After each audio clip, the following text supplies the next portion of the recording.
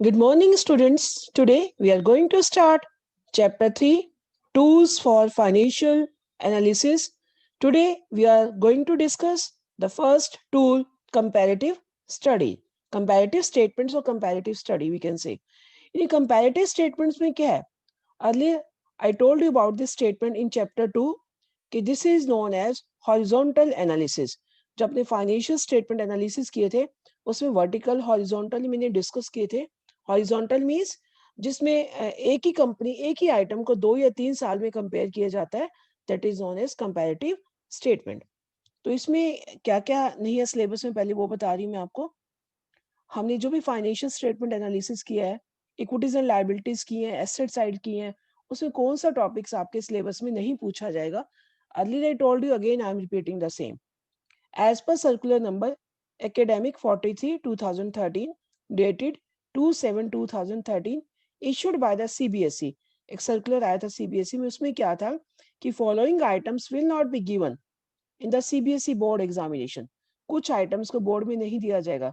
जैसे कौन कौन से चैप्टर्स की कंपैरेटिव में, तो जैसे मान लो आपने चैप्टर 1 की बैलेंस शीट सारी आपने की है, तो वो वहां तो अपनी सारी बैलेंस शीट के आइटम्स कर लिए, लेकिन कुछ आइटम्स यहाँ पर इन चैप्टर्स में नहीं पूछी जाएगी. एक कंपैरेटिव स्टेटमेंट यानी चैप्टर आपका 3 है, इसमें नहीं पूछी जाएंगी. चैप्टर 4 आपका ये टूल्स है. इस चैप्टर का नाम क्या है? Tools of financial analysis. मतलब फाइनेंशियल एनालिसिस के टूल्स हैं. फर्स्ट टूल है इसका कंपैरेटिव स्टेटमेंट, सेकंड टूल है कॉमन साइज, एंड थर्ड है रेशियो एनालिसिस, फोर्थ है कैश फ्लो स्टेटमेंट्स. इसके अलावा ट्रेंड एनालिसिस भी है, फंड फ्लो स्टेटमेंट भी है. और ये जितने भी टूल्स हैं ये आपके चैप्टर्स हैं. जैसे थर्ड चैप्टर कंपैरेटिव स्टेटमेंट है, फोर्थ है कॉमन साइज, फिफ्थ है रेशियो एनालिसिस, एंड सिक्स्थ है कैश फ्लो स्टेटमेंट. ये 4 चैप्टर सब आपके सिलेबस के रह गए इस पार्ट बी के. Third, fourth, fifth and sixth, these are the tools of financial statement analysis. तो इसमें कौन कौन से आइटम्स हैं, जैसे हेड्स कौन से, कौन कौन से आइटम्स नहीं पूछी जाएंगी. तो फर्स्ट है जैसे इक्विटीज एंड लायबिलिटीज में money received against share warrant will not be asked, ये नहीं पूछा जाएगा. Share application money pending allotment, ये तो वहां भी नहीं पूछी जानी थी. Defer tax liability first chapter में मैंने बताई थी आपको. And other long term liabilities में premium payable on redemption of debentures का कोई भी क्वेश्चन एग्जाम में नहीं आएगा, और यहाँ पर भी इन चारों चैप्टर्स में नहीं पूछा जाएगा. Next capital work in progress नहीं पूछी जाएगी. इंटेंजिबल एसेट अंडर डेवलपमेंट नहीं पूछा जाएगा. डेफर टैक्स एसेट नहीं पूछी जाएगी. And other non current asset like unamortized expenses इसलिए नहीं पूछे जाएंगे एग्जाम में. And bank deposit with more than 12 months maturity, these are not to be asked in the syllabus. ये आपके पास सिलेबस में नहीं पूछे जाएंगे. और इसके अलावा कुछ नोट दिया हुआ है. क्या पूछा है? Preliminary expenses, unamortized expenses such as share issue expenses, underwriting commission, ये आपके एग्जामिनेशन में नहीं पूछे जाएंगे. Will not be given in the examination from these 4 chapters, ये भी नहीं पूछा जाएगा. इसके अलावा patents, copyright, contingent liabilities, commitments, ये भी कोई आपके एग्जाम में क्वेश्चन नहीं आएगा. Hence, the illustrations and questions in the chapters on comparative statements, common size statements, accounting ratios, and cash flow statement do not include the above mentioned items. इन चारों chapters में इनमें से कोई भी आइटम्स आपके एग्जाम में नहीं पूछी जाएगी. Now, next question is tools of financial analysis. अभी मैंने बताई थी आपको. There are different tools. One is comparative statement, and second one is common size statement. Third is trend analysis, accounting ratio, cash flow statement, fund flow statement, and break even point analysis. कुछ तो ये आपके chapters ही हैं, जैसे ये chapter 3 है comparative, and common size आपका है चैप्टर 4. ट्रेंड एनालिसिस इसी में ही आ जाएगा, कॉमन साइज में ही आ जाएगा टॉपिक, और ये चैप्टर 5 है. एंड कैश फ्लो चैप्टर 6, और ये आपके सिलेबस में नहीं है. मतलब वैसे क्वेश्चंस ही नहीं है इनके, टूल्स हैं, but these are not in your syllabus. And today we will discuss the first tool, that is comparative statement. अब comparative statement में क्या है? दो है आपके जो एनालिसिस दो है. फाइनेंशियल स्टेटमेंट दो है, एक बैलेंस शीट है, एक प्रॉफिट एंड लॉस है. तो पहले हम बैलेंस शीट का फॉर्मेट करते हैं. बैलेंस शीट क्या है?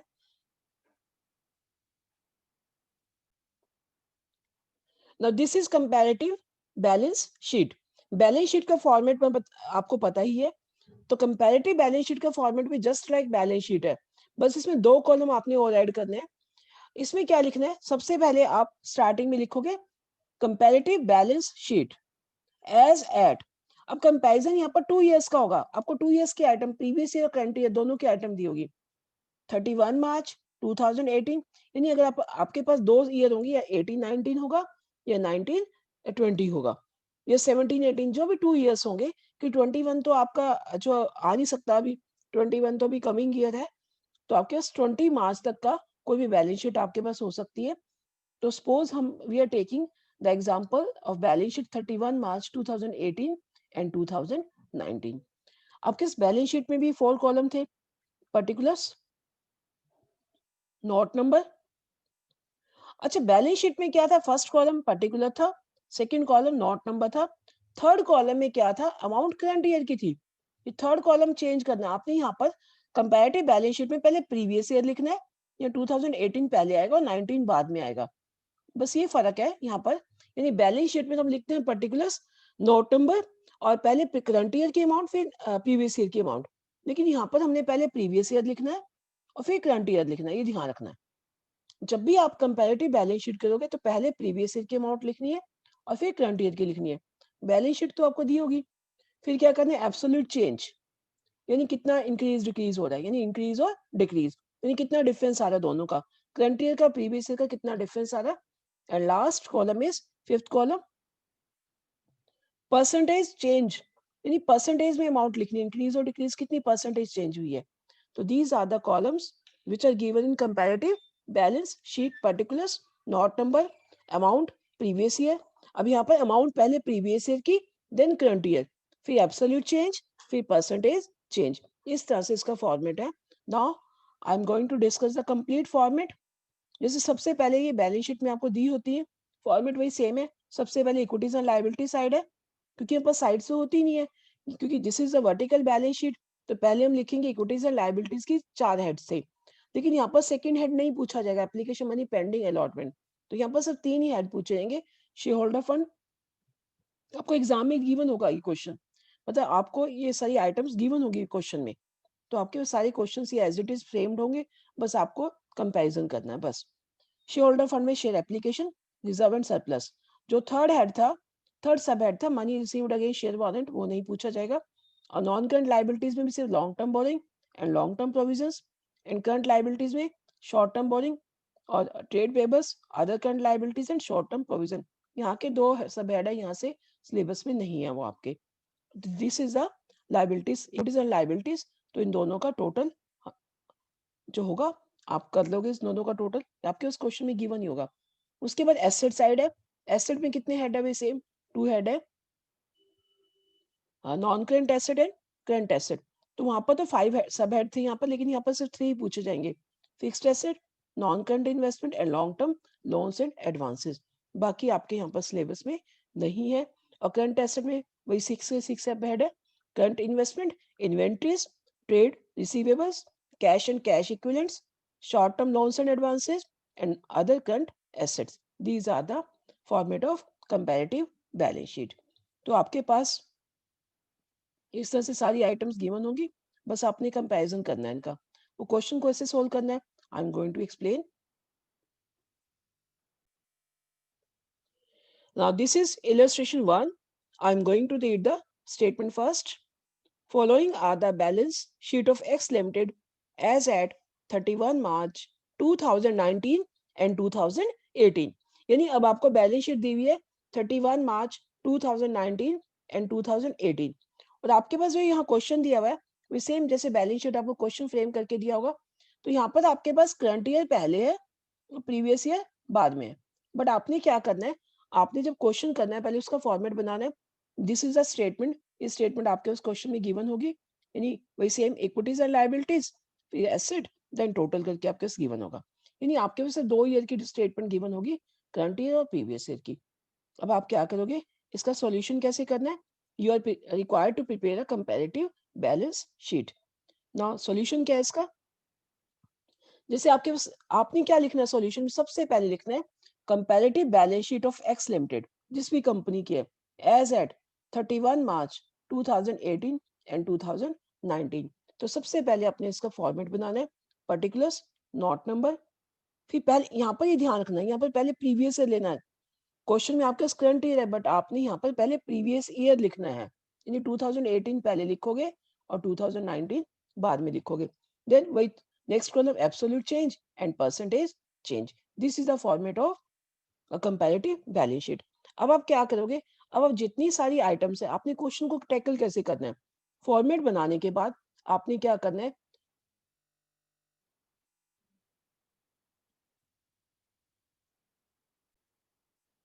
ना अपने क्वेश्चन कैसे टैकल करना है, आपने क्या करना है, सबसे पहले क्वेश्चन में जितनी ये इक्विटीज एंड लायबिलिटीज हैं, ये अमाउंट मत लिखना पहले। आप अमाउंट लिखोगे तो ऐसे मत करना कि पहले आप इक्विटीज एंड लायबिलिटीज लिखो, फिर शेयर होल्डर फंड लिख के शेयर कैपिटल फीस के अमाउंट, नहीं, आपने ऐसे मत करना है कि कॉलम मत करना। आप क्या करना, सबसे पहले आप जितनी इक्विटीज एंड लायबिलिटी है, दिस इज द सारी इक्विटीज एंड लायबिलिटीज, सारी ये आइटम्स होनी, दिस इज द पॉइंट। ये सारी की सारी इक्विटीज एंड लायबिलिटीज के हेड्स और सब heads only, note amount, only सब हेड्स और हेड्स को उठाकर आप अपनी कंपैरेटिव बैलेंस शीट में ले जाओ, वहां लिख दो।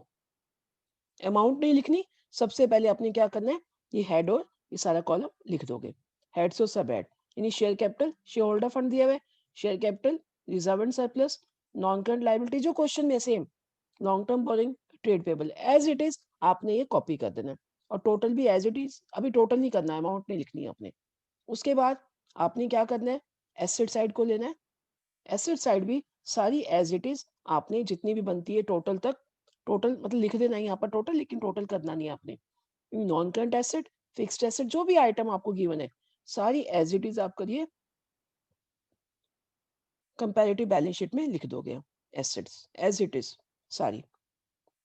अब आपने क्या करना है, अब आपने अब अमाउंट लिखनी है, क्योंकि अमाउंट इसलिए मैंने पहले नहीं लिखवाई कि क्वेश्चन में पहले करंट ईयर है फिर प्रीवियस ईयर है, तो इस तरह से आप कॉपी करने में बच्चे बहुत गलती करते हैं, मिस्टेक्स होगी उससे करोगे तो।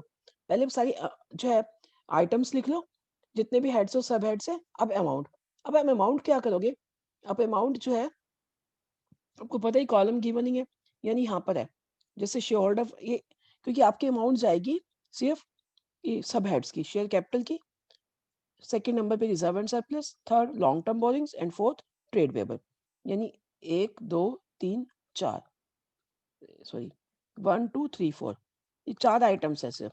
आप क्या करोगे, पहले करंट ईयर की अमाउंट लिख लोगे, जैसे 5 लाख, 3 लाख, 5 लाख, 2 लाख, सीधा चारों देखो, 5 3 5 2, आप इन चारों आइटम्स को, चारों अमाउंट्स को वहां लिख दो, 5 3 5 2। अब देख देख के लिखोगे तो ध्यान देगा आपको, 5 3 5 2, 5 3 5 2, टोटल 15। ओके बच्चे, आपने ऐसे ही पहले प्रीवियस ईयर की करनी है, तो प्रीवियस ईयर ऐसे तो आपने अब इसी की साइड की करंट ईयर की लिख लो। हाँ जी, अब करंट ईयर का क्या है, 10 to 8 10 to 8 4, तो 10 to 8 4 की जो करंट ईयर की लिख लो। अब करंट ईयर यहाँ पर आ गया, 10 लाख, 2 लाख, 8 लाख, 4 लाख, टोटल 24 लाख लिख दिया। तो लाइक वाइज ही आप ऐसे ही करंट एसेट की भी लिखोगे, मतलब इकट्ठी मत साथ साथ मत लिखना, तो अपनी आपकी प्रीवियस ईयर की ये वाली अमाउंट आ जाएगी और करंट ईयर की ये वाली आ जाएगी। ये तो सेम, यहाँ तक तो एज इट इज क्वेश्चन है जो आपका क्वेश्चन था, बस आपने ये करना है कि यहाँ पर प्रीवियस ईयर पहले लिखना है और करंट ईयर बाद में लिखना है। अब इसका थर्ड कॉलम क्या है, एब्सोल्यूट चेंज। अब एब्सोल्यूट चेंज में क्या करोगे, इनका डिफरेंस लोगे। नाउ आफ्टर दिस, अब हमने नेक्स्ट पॉइंट है आपका एब्सोल्यूट चेंज, यानी एब्सोल्यूट चेंज में क्या है कि आपको इनका डिफरेंस लेना है। दिस इज एब्सोल्यूट चेंज और परसेंटेज चेंज। पहले हम थर्ड कॉलम सॉल्व करेंगे, फोर्थ सॉरी, कि एब्सोल्यूट चेंज, यानी एब्सोल्यूट चेंज में हम क्या करेंगे, यानी प्रीवियस ईयर कितना था, 5 लाख था, करंट ईयर कितना है, 10 लाख है, ये बढ़ रहा है कम हो रहा है, इंक्रीज हो रहा है 5 लाख से, इंक्रीज हो रहा है, तो ये जितना डिफरेंस है 10 में से 5 गया 5 लाख, यानी करंट ईयर में से प्रीवियस ईयर माइनस कर दोगे, 2 में से 3 गया, दिस इज -1 लाख, यहाँ पर माइनस का साइन लगाने की जो हम ब्रैकेट लिख देंगे, bracket indicate negative items, bracket का मतलब ये माइनस वाली आइटम है, यहाँ पर माइनस का साइन नहीं लगाएंगे, हम माइनस की साइन की जगह ब्रैकेट इंडिकेट कर देंगे, ब्रैकेट मीन्स नेगेटिव आइटम्स ना। उसके बाद फिर नेक्स्ट 8 - 5 3 लाख, 4 - 2 2 लाख, 24 - 15 9 लाख, उसके बाद लाइकवाइज आप नॉन करेंट एसेट भी सेम ऐसे कर लोगे।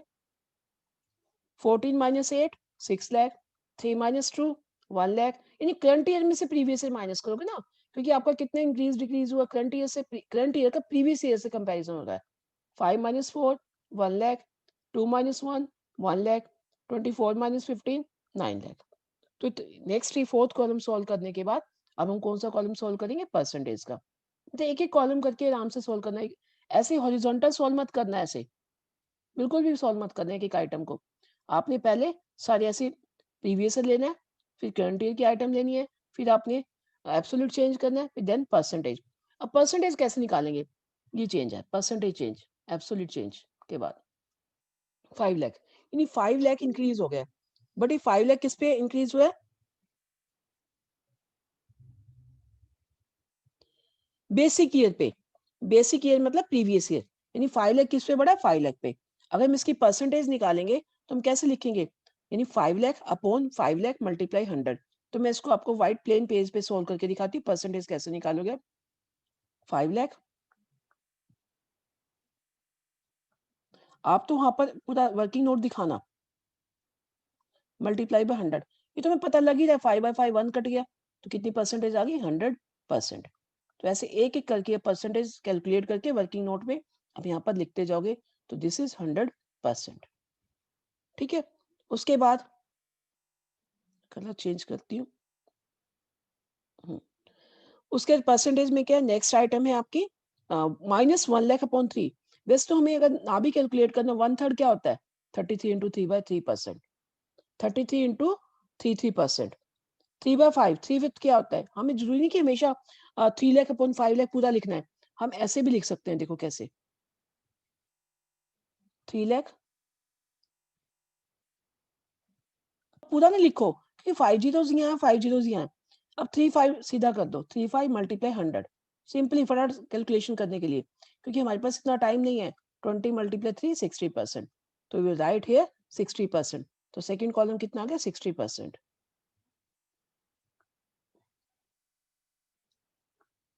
Now trade payables 2 lakh 4 lakh 2 lakh, यानी 2 लाख अपॉन 2 लाख, पता ही लग गया, 2/2 multiply 100, it will be 100%। 9 lakh upon 15 lakh, यानी 9/15 मल्टीप्लाई 100। इसे भी आप कैसे कैलकुलेट करोगे, 9/15 करो, पूरा 9 लाख मत लिखो, 9 अपॉन 15, यानी 9 लाख मत लिखो पूरा, क्योंकि फिर जीरो फिर कटिंग करोगे, अपॉन 15 मल्टीप्लाई बाय 100, तो इट विल बी 3 3 जा 9 एंड 3 5 जा 520, तो 23 जा कितना आ जाएगा, 60%। तो दिस विल आल्सो कम 60%। तो ट्रेड पेबल भी आपका टोटल भी कितना आ गया इसका, 60%।